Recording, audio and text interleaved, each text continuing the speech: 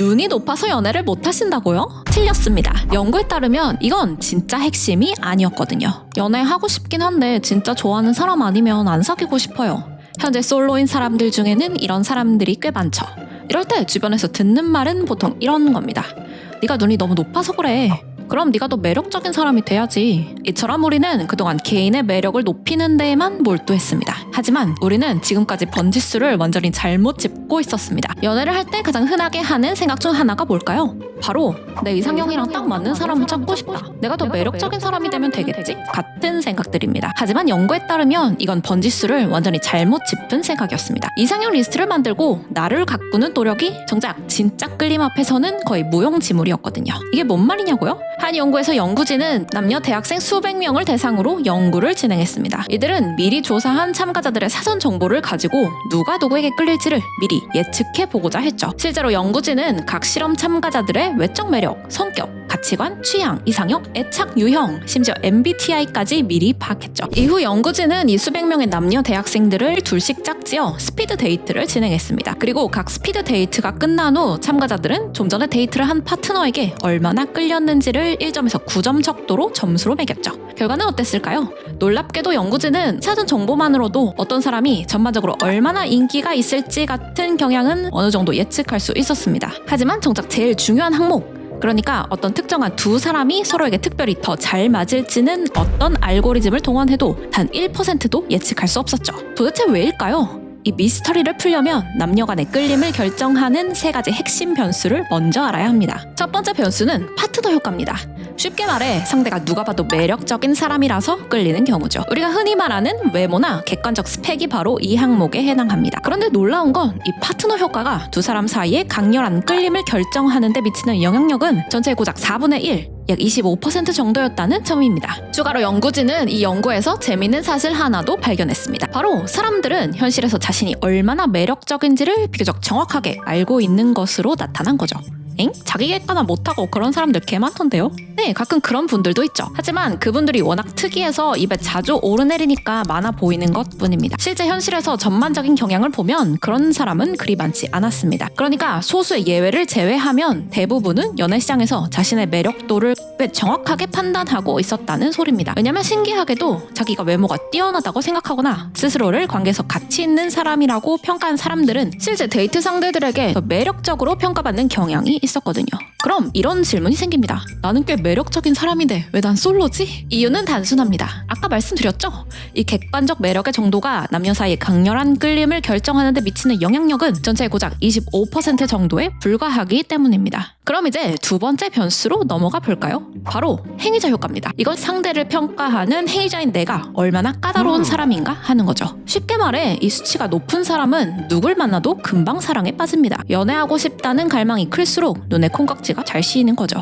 반대로 우리가 흔히 말하는 눈이 높은 사람은 이 수치가 낮습니다. 실제로 신체적으로 매력적인 사람일수록 상대를 더 까다롭게 평가한다는 연구가 있었습니다. 그리고 이 행위자 효과가 남녀 간의 끌림에 영향을 주는 정도는 전체 8분의 1, 약 15% 정도였습니다. 따라서 우리가 흔히 얘기하는 네가 눈이 너무 높아서 그래 라는 말은 전체 8분의 1 정도만 설명할 수 있다는 거죠. 그럼 이제 마지막이자 이 연구의 핵심인 남녀 간의 끌림을 결정하는 데 있어 가장 중요한 변수를 알아보겠습니다. 이 세 번째 요소는 바로 둘 사이에서만 느껴지는 특별한 끌림의 정도, 일명 케미스트리였습니다. 우리는 보통 이럴 때 강한 호감을 느낍니다. 상대와의 대화가 너무 즐거워서 시간 가는 줄 모를 때, 혹은 이 사람이랑은 정말 잘 통한다는 확신이 드는 순간 말이죠. 이게 바로 케미스트리입니다. 그리고 연구진은 이 특별한 느낌이 바로 앞서 등장한 파트너 효과와 행위자 효과만으로는 설명되지 않는 특별한 무언가, 즉 특정 두 사람 사이의 독특한 상호작용에서 발생하는 낭만적 욕구라고 정의했습니다. 즉 둘만 주고받는 특별한 케미라고 할 수 있죠. 그리고 이게 바로 세 번째 요소인 관계 효과입니다. 그리고 이 연구에서 남녀 사이의 끌림에 가장 큰 영향을 주는 결정적 요소는 바로 이 케미스트리였습니다. 구체적으로 이 케미스트리가 남녀 간의 낭만적 욕구를 결정하는 데 미치는 영향력은 무려 30%에 달했죠. 앞서 말한 파트너 효과가 25%, 행위자 효과가 15%였다는 점을 생각해보면 셋 중 가장 강력한 요소가 바로 이 케미스트리인 셈입니다. 흥미로운 건 행위자 효과, 파트너 효과는 이거는 두 사람이 직접 만나기 전, 그러니까 사전에 작성한 질문지만으로도 어느 정도 예측이 가능했다는 겁니다.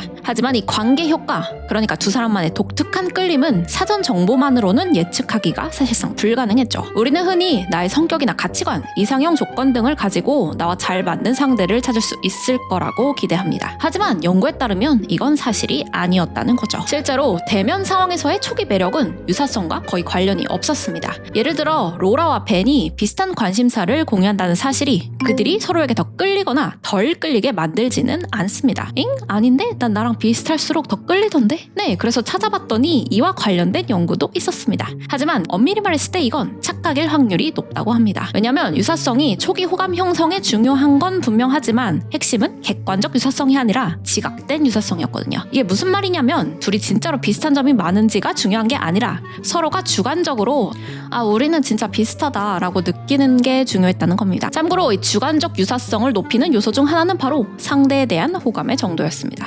결국 상대에 대한 호감이 클수록 여러분이 실제보다 와, 이 사람이랑 나는 정말 비슷한데? 라고 느낄 확률이 올라간다는 거죠. 또 케미스트리는 어떤 사람의 이상형 선호도와도 딱히 관련이 없었습니다. 예를 들어 로라의 이상형이 외향적인 남성이라고 해서 벤이라는 남성의 외향성이 로라가 벤에게 끌릴 가능성을 특별히 더하거나 덜하게 만들지는 않는다는 거죠.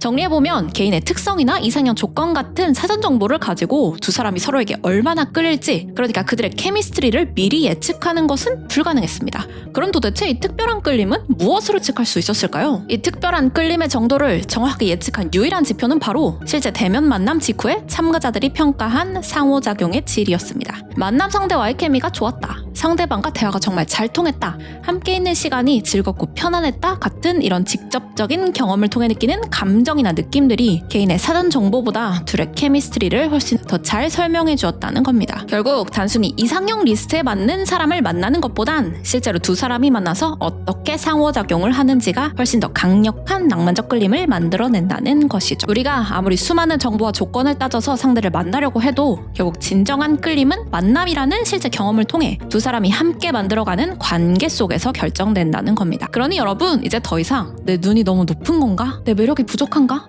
하는 자책은 하지 마세요. 결국 연애는 개인의 매력보다는 관계적 효과가 훨씬 중요했으니까. 이 말은 곧 여러분이 아무리 괜찮은 사람이어도 상대와 화학 반응이 일어나지 않으면 아무런 소용도 없다는 뜻이죠. 물론 여전히 눈이 너무 높다거나 객관적 매력이 너무 낮다면 문제가 되긴 합니다.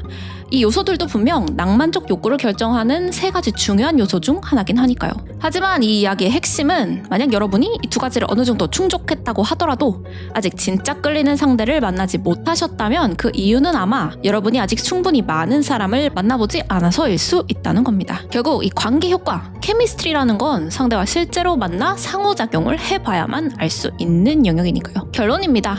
연애 시작에서 가장 중요한 건 뛰어난 외모나 성격, 능력 혹은 이상형 목록도 아니었습니다. 진짜 정답은 상대와 직접 부딪히고 대화하며 만들어내는 상호작용 그 자체였죠. 그러니 이상형 조건이나 리스트에 너무 얽매이지 마세요. 어차피 그 조건들은 여러분의 진짜 설렘을 예측하는 데는 단 1%의 도움도 안 될 테니까요. 그럼 그냥 무작정 많이 만나보라고요? 너무 막연한데요? 걱정 마세요. 아직 실망하기엔 이릅니다. 또 다른 연구에 따르면 어떤 사람을 만나든 이 특별한 끌림, 케미스트리를 남들보다 훨씬 더 자주, 더 강하게 만들어내는 사람들의 특징이 있었거든요. 다시 말해 똑같은 상대를 만나도 누구는 분위기를 싸하게 만들고 누구는 단 한 번의 만남으로도 상대를 완전히 매료시켜버립니다. 대체 그들은 우리와 무엇이 다른 걸까요? 그리고 이들과 만났을 때 만들어질 확률이 높은 이 케미스트리라는 것의 정체는 대체 무엇이었을까요? 이 케미스트리의 모든 것에 대한 얘기는 영상이 너무 길어질 것 같으니까 다음 영상에서 이어서 해보도록 하겠습니다. 내가 정말로 끌리는 상대를 만나고 싶다면 여러분이 진짜 공부해야 할 건 이상형 리스트가 아니라 바로 이걸지도요. 그럼 다음 영상에서 만나요.